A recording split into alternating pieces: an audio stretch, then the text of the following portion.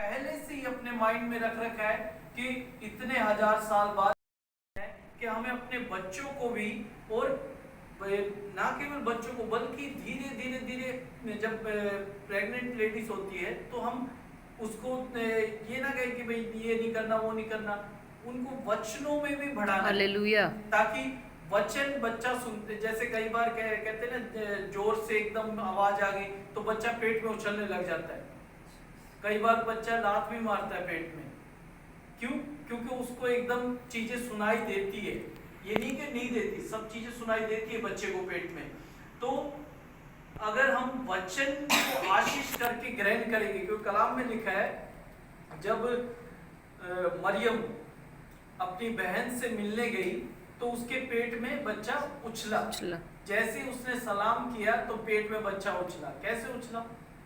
उस चीज का सलाम सुन के, वचनों को सुन के। आज हम सोचते हैं कि भाई बच्चे सुन नहीं सकते, बच्चे सुनते हैं, वचनों को ग्रहण करते हैं, बल्कि हमसे ज्यादा ग्रहण करते हैं। खुदावन का कलाम क्या कहता है? हमें बच्चों जैसा मन होना चाहिए। बच्चे हम जैसा नहीं मांगते। बच्चे सडनली कहते हैं पापा मुझे ये चाहिए, तो उनके जीवन में वो कार्य होते हैं। तो ऐसे ही प्रभु हमारे जीवन में चाहता है कि हम पुरानी बातों को, जो मनुष्यत्व में हम जीवन बिता रहे थे, जो संसारिक जीवन बिता रहे थे, जब उससे हमने तौबा कर ली तो हमें अब पवित्र आत्मा में बढ़ के हमें उस जीवन में जीना है जो प्रभु हमें चलाना चाहता है। मैं ये नहीं कहता कि हमें काम नहीं करना, हम अपना काम धंधा सब करें, लेकिन हम अपनी आत्मा को भी उस रीति में लेके चले, जिससे क्या है कि हमारी आत्मा भी उतनी तंदुरुस्त हो जाए जितना हमारा शरीर तंदुरुस्त है। क्योंकि जब इस संसार को जब हम छोड़ेंगे, खुदा ना खास्ता किसी भी दिन जब हम छोड़ेंगे इस संसार को, तो उस दिन हमारा शरीर यहीं पे रह जाएगा जिसकी हमने इतने साल देख रेख करी। हमने परफ्यूम लगाया, महंगे महंगे मेकअप लगाए, महंगे महंगे वस्त्र उस पे पहनाए, वो शरीर की कोई वैल्यू नहीं रहेगी, जीरो वैल्यू हो जाएगी। यहाँ तक के हमारे अजीज, हमारे कितने भी क्यों ना करीबी क्यों ना हो, वो भी एक दिन से ज्यादा हमें पास नहीं रखेंगे हमारी बॉडी को। वो कहेंगे इसे बाहर निकालो, क्योंकि अब इसमें क्या है, स्मेल आने लगी है, दुर्गंध आने लगी है। कोई भी नहीं रखेगा। चाहे आप 70 साल रह जाओ, 80 साल अपने परिवार के साथ रह जाओ, लेकिन जिस दिन ये शरीर के अंदर से प्राण निकलेंगे, उस दिन इस शरीर का कोई फायदा नहीं रहेगा, कोई महत्व नहीं रहेगा। उस दिन केवल क्या है कि हम अपने पिता से मिलेंगे, हम अपनी आत्मा में हम अपने पिता से मिलेंगे। उस दिन अगर हमारी आत्मा दुर्लभ हो, कमजोर हो, तो कैसे मिल पाएंगे हम?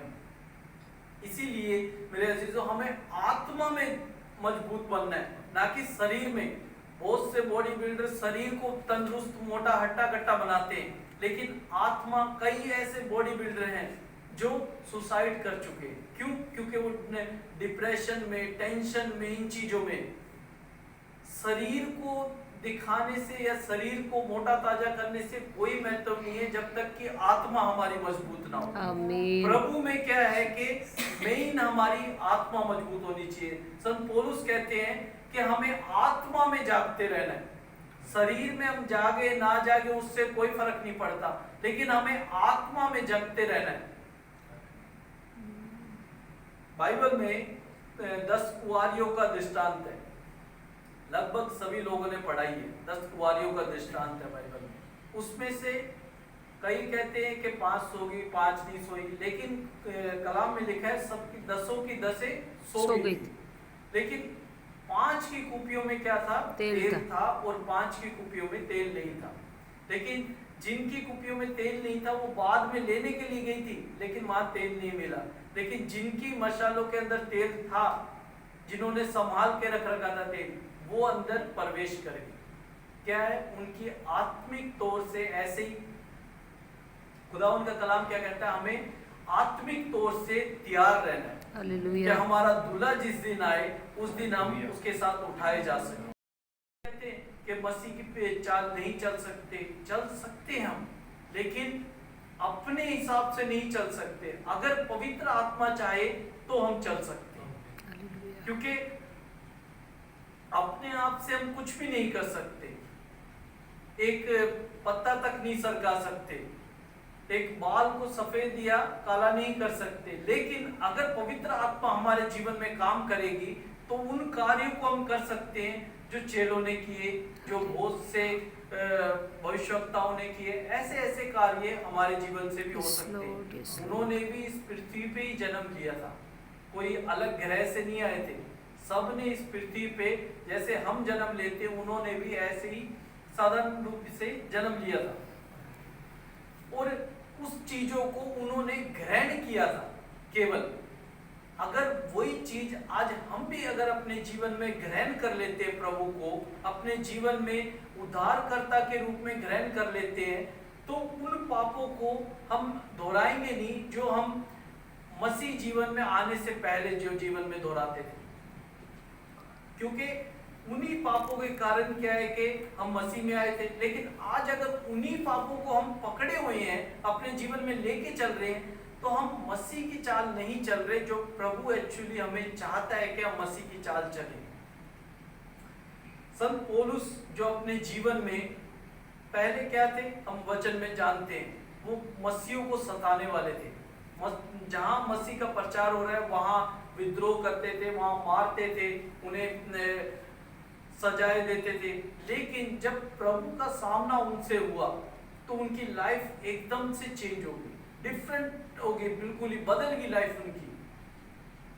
वो व्यक्ति जो प्रभु को सताने, प्रभु के लोगों को सताने वाला था, जो प्रभु के लोगों को मारने वाला है, वो व्यक्ति आज प्रभु का वचन सुना रहा है। हालेलुया।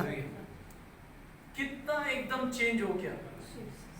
ये काम कौन कर सकता है? केवल प्रभु कर सकता है, मनुष्य नहीं कर सकता।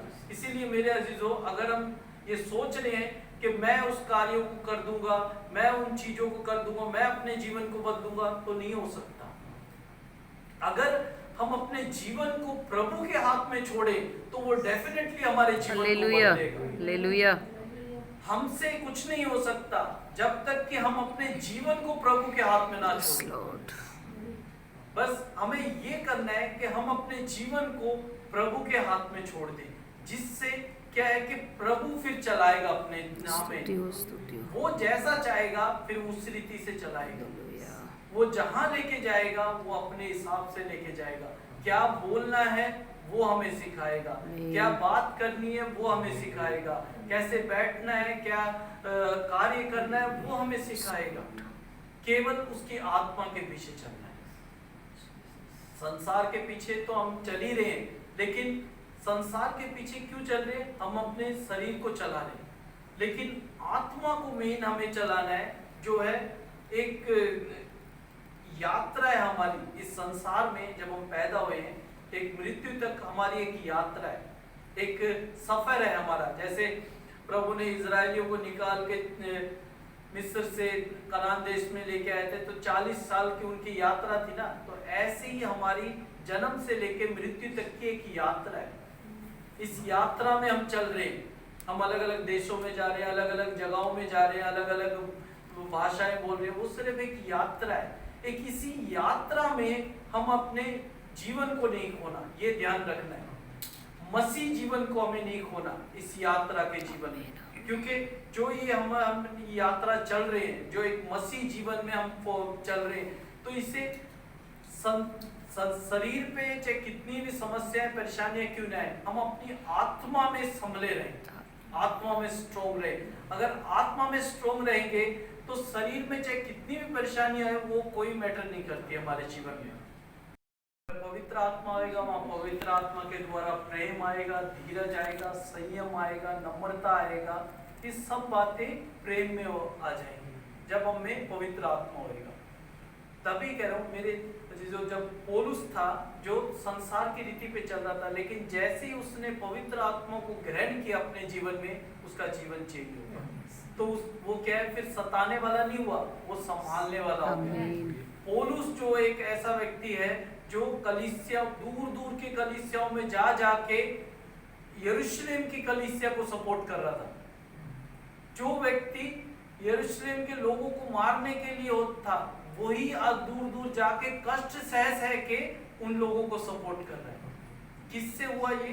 पवित्र आत्मा से। उसका मन चेंज हुआ, उसका जीवन चेंज हुआ। उसकी चाल चेंज, उसका बोलना, उसका उठना, उसका बात करना, सब चीज चेंज होगी। ये केवल सिर्फ पवित्र आत्मा का काम है। आज अगर हम भी अपने जीवन को पवित्र आत्मा के कार्य में, पवित्र आत्मा के वश में रख दें कि पवित्र आत्मा तू मुझे चला, जैसा तू चाहता है वैसा मुझे चला, तो हमारी लाइफ भी एक डिफरेंट लाइफ हो जाएगी। हम भी उन कार्यों को नहीं सोचेंगे जो संसार की ओर हमें दिखते हैं। हम उन कार्यों को देखते हैं जो हमें संसार में दिखते हैं, सिर्फ कि ये चीज हो जाए, ये चीज हो जाए, लेकिन उन आत्मिक चीजों को नहीं देख पाते जो आत्मिक पर चीजें परमेश्वर चाहता है हमारे जीवन में करना। बहुत सी ऐसी चीजें हैं जो परमेश्वर हमें आत्मिक रूप से बदलना चाहता है। संसार की मृत्यु किसी ना किसी दिन तो हमारे जीवन में आएगी, जो शरीर से हम इधर मिट्टी में चले जाएंगे। कई मिट्टी में, कई लोग जला देते हैं, अलग अलग जगह पे अलग अलग रूल है। एक जगह ऐसी भी है जहाँ पे ना तो शरीर को जलाया जाता है ना दफनाया जाता है, उस मुर्दे शरीर को गिद्धों के आगे डाल दिया जाता है, जहाँ गिद्ध नोच नोच के उसको खाते हैं। अलग अलग जगह पे अलग अलग रूल्स है। कई जगह पे पेड़ पे लटका दिया जाता है, कई जगह पानी में बहा दिया जाता है। अलग अलग लोगों की अलग अलग भावनाएं, अलग अलग योजना, उनके माइंड में जैसा भी है उस हिसाब से करते हैं। लेकिन शरीर क्या है? एक नाशवान है, वो सदा का नहीं है। कलाम में लिखा है शरीर क्या है? एक मिट्टी का है, वो मिट्टी से आया और मिट्टी में ही मिल जाएगा। चाहे वो पहाड़ पे गिरे, चाहे पानी में गए, लेकिन एक ना एक दिन मिट्टी में ही मिल जाएगा। तो उस शरीर के लिए हम बहुत सी चीजें सोच के रखते हैं। एक मनुष्य था जिसके बारे में आप शायद जानते होंगे, माइकल जैक्सन के बारे में जानते होंगे सब लोग। उसकी मृत्यु कैसे हुई वो भी जानते ही है, उसने क्या किया वो भी जानते, सब चीजें। उसने इतना ज्यादा अपने आप को कर लिया कि मैं हर चीज का बंदोबस्त करके चलूं। उसने जो उसका हार्ट था, जिस ब्लड ग्रुप से मैच करके उसका हार्ट था, उस ब्लड ग्रुप के मैच के डोनर उसने इकट्ठे कर लिए। आंखों के डोनर इकट्ठे कर लिए, किडनी के, लीवर के, खून के, हर एक चीज के डोनर इकट्ठे कर लिए। लेकिन आत्मा का कोई डोनर नहीं होता। हालेलुया। आत्मा कोई दे नहीं सकता, ये वो भूल गया।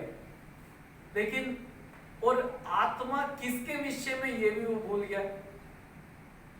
दिल जिंदा रह सकता है, चलो भाई दिल चेंज कर लिया, आंखें चेंज कर ली, दिमाग चेंज कर लिया, अपना किडनी लीवर चेंज कर ली, लेकिन आत्मा कैसे चेंज करेगी? आत्मा कोई है कि भाई मैं अपनी आत्मा दे देता हूं? कोई भी नहीं होगा। वो केवल प्रभु के हाथ में है। उसने इतना अपने आप को कर लिया, हर एक चीज, लोगों से मिलने से पहले उसके ग्लव्स थे, खाना उसका लैब में चेक होके जाता था, इतना एहतियात बरतने लग गया कि उन एहतियात के चक्कर में ही उसकी मौत हो गई। उसने ये सोच लिया था कि मैं अब मरूंगा नहीं, मैं जीवित रहूंगा। क्यों? उसने अपने रंग को चेंज कर लिया, अपनी स्किन वगैरह, काफी सर्जरी वगैरह, काफी कुछ किया केवल इस शरीर के लिए। इतनी ज्यादा उम्र नहीं थी, छोटी उम्र में वो मारा गया। तो मेरे अजीजों, अगर आज हम शरीर की चिंता कर रहे हैं, अपने शरीर की चिंता कर रहे हैं कि मैं अपने शरीर को ऐसा बनाऊं, वैसा बनाऊं, ऐसा दिखने लोग मेरे ओर अट्रैक्ट होए, मुझे देखें, उससे कोई बेनिफिट नहीं होगा। जब तक हमारी आत्मा अंदर से परमेश्वर की गवाही ना दे, परमेश्वर की अगुवाई में ना चले, तो इस शरीर का कोई लाभ नहीं है। मेन हमें क्या है? अपनी आत्मा को स्ट्रोंग रखना है। शरीर का कोई टेंशन नहीं लेनी हमें। शरीर क्या है कि परमेश्वर ध्यान रखेगा उस चीजों का, अगर हमने आत्मा का ध्यान रखा। जब हम आत्मा प्रभु के हाथ में सौंप के जब चलाएंगे ना, तो वो हमारे सब टेंशन अपने आप कर देगा। क्योंकि खुदा का कलाम क्या कहता है? पहले तुम मेरे धर्म और राज्य की खोज करो। अगर उसके धर्म और राज्य की जब हम खोज करते हैं तो वो सब चीजें अपने आप आ जाती है, जिन चीजों के पीछे आज हम भाग रहे हैं। जिस देश में हम पैदा हुए, उस देश से दूसरे देश में आए हम, हमारी कुछ मजबूरियां हैं, योजनाएं हैं, हमारा फ्यूचर में हमने सोच के रख रखा है। कि भाई मेरा फ्यूचर ऐसा होना चाहिए, हमारे बच्चों का फ्यूचर है ना वो ऐसा होना चाहिए, लेकिन हम अपने फ्यूचर के बारे में ही नहीं जानते कि कितने साल के हमारी जिंदगी है। क्या हम अपने फ्यूचर के बारे में जानते जो हम अपने इतने आगे जीवन के बारे में सोच के चल दिए। आज माँ बाप बच्चों के लिए बच्चों के नाम पे जमीनें खरीदते हैं, बहुत सी बैंक बैलेंस वगैरह सब चीजें करते हैं, लेकिन लास्ट में जब हम इस दुनिया में नहीं रहते तो वही जमीनों के लिए झगड़े होने लग जाते हैं। कहते हैं मेरे बाप ने तुझे इतना दे दिया, मुझे इतना दे दिया, ये वो कर दिया, ये सब चीजों के झगड़े होने लग जाते हैं। तो मेरे अजीजों, अगर हम उन्हें आत्मिक चीजें देंगे ना, आत्मिक बातें देंगे जो परमेश्वर की ओर से, खुदावंद का कलाम क्या कहता है, तू अपने बच्चों को उठते जागते बैठते लेटते मेरे वचन के बारे में समझाया कर, उससे वो मरेगा नहीं बल्कि अधलोक जाने से बच जाएगा। और मेन क्या चीज है, परमेश्वर के वचन में ही चलाना। इजरायली लोग जो है उनके जमीन वो सब कुछ नहीं था, वहां से निकल लिए किसके पीछे, एक विश्वास के जरिए कि परमेश्वर हमें कनान देश में लेके जा रहा है, जहाँ पे दूध और मधु की धाराएं बहती है, परमेश्वर लेके जा रहा है, एक विश्वास। मेरे अजीजों, आज हमारा भी क्या है कि परमेश्वर के प्रति एक विश्वास होना चाहिए कि परमेश्वर मुझे लेके चल रहा है। अगर हम अपने ऊपर भरोसा रख के चलेंगे तो ये पॉसिबल नहीं है, लेकिन अगर परमेश्वर के हाथ में अपने जीवन को दे देंगे तो ये सब चीजें पॉसिबल हो सकती है। जो चीज हम आज एक हमें पूरी लाइफ हो जाएगी उस चीज को करने के लिए, परमेश्वर क्षण भर में वो चीज कर सकता है। Hallelujah hallelujah.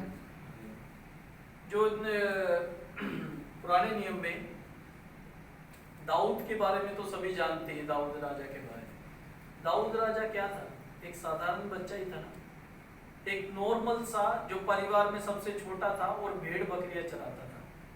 खुदावंद का कलाम क्या कहता है, वो उस देश का क्या बन गया, राजा बन गया, और उसकी आगे वाली पीढ़ियां भी राजा भी बनी। कितना टाइम लगा, लेकिन उसने क्या करता था, अपने जीवन को प्रभु की राह पे लेके चलता। आमीन आमीन। वो प्रभु के बारे में सुन नहीं सकता था कोई भी गलत बात। हालेलुया। केवल इतना ही था। आज हम अपने प्रभु के बारे में कितना सीरियस लेके चलते हैं। सेकंड भर लगा प्रभु को उस चरवाहे से राजा बनाने में, ज्यादा समय नहीं लगा। तुरंत शाऊल ने कह रखा था अगर तू उसके मार देगा तो मैं अपनी बेटी तुझे दे दूंगा, सिंहासन वगैरह ये सारी चीजें तेरी हो जाएगी। तो वैसे ही उसके जीवन में हो गया। कितना टाइम लगा, जाके उसने पत्थर से मारा और उसका सर काट के ले आया और हो गया। जो सेना यहाँ से थरथरा के कांप रहे थे, हजारों सेना लोग इतने थरथरा कांप रहे थे, वो एक अकेला छोटा सा बच्चा जब वो उसके सामने गया तो उसने क्या कि तूने मुझे क्या कुत्ता समझ रखा है जो डंडा लेके आ गया। लेकिन जो प्रभु है वो कुछ भी कर सकता है। आज हम सोचते हैं कि हम कमजोर हैं, इस देश में क्या करें, एक साधारण सा मैं मनुष्य क्या कर सकता हूँ। लेकिन अगर हमारे साथ प्रभु है तो उन कार्यों को कर सकते हैं जो असंभव है मनुष्य के लिए। Hallelujah hallelujah. जो मनुष्य केवल सोचते हैं, जो सोचने की इच्छा बस रखते हैं कि हाँ ऐसा हो सकता है शायद, लेकिन प्रभु चाहता है कि वो हो जाए हमारे जीवन में। आमीन आमीन।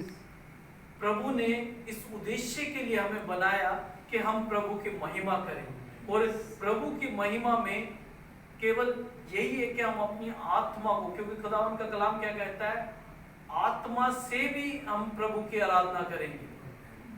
जब हम कई मनुष्य देखो वो आंखें बंद करके गुनगुनाते रहते हैं। कई बुजुर्गों को आपने देखा वो आंखें बंद करा के गुनगुनाते रहते हैं। वो क्या है, आत्मा में प्रार्थना करना।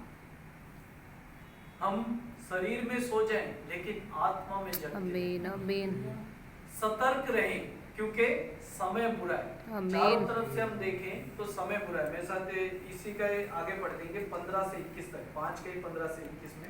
इसलिए ध्यान से देखो कि कैसी चाल चलते हो, निर्बुद्धियों के समान नहीं पर बुद्धिमानों के समान चलो। अवसर को बहुमूल्य समझो, क्योंकि दिन बुरे हैं। हालेलुया। हालेलुया। क्योंकि दिन बुरे हैं। अगर इन बुरे दिनों में हम पार होके चले जाएंगे तो कहाँ पे जाएंगे हम सीधा? फिर परमेश्वर के पास। परमेश्वर के राज्य में, हालेलुया। जहाँ परमेश्वर ने हमारे लिए पहले से ही घर तैयार कर रखे हैं। खुदावंद का कलाम क्या कहता है? तुम पृथ्वी पे धन इकट्ठा ना करो जहाँ कीड़े वगैरह सब चीजें चोर निगाह रखते हैं, लेकिन कहाँ धन इकट्ठा करो? स्वर्ग में, जहाँ पे ना तो चोर आ सकता है, ना कीड़े आ सकते हैं, ना हमारे धन को कोई नष्ट कर सकता है। खुदावंद का कलाम हमें यही समझाता है। मेरे अजीजों, हम इस संसार में बेशक चारों ओर हमारे इतने पाप हैं, समस्याएं हैं, गुनाह हैं, लेकिन हमें इन चीजों का ध्यान नहीं देना। हमें प्रभु में होके चलते रहना है। प्रभु यीशु मसीह के समय में बहुत सी चीजें थी, बहुत से गुनाह होते थे, पाप होते थे। उस समय भी लोग अलग अलग पापों पे पड़े जाते थे। व्यभिचार उस समय भी था, मारना पीटना, लोगों को ताड़ना देना उस समय भी था।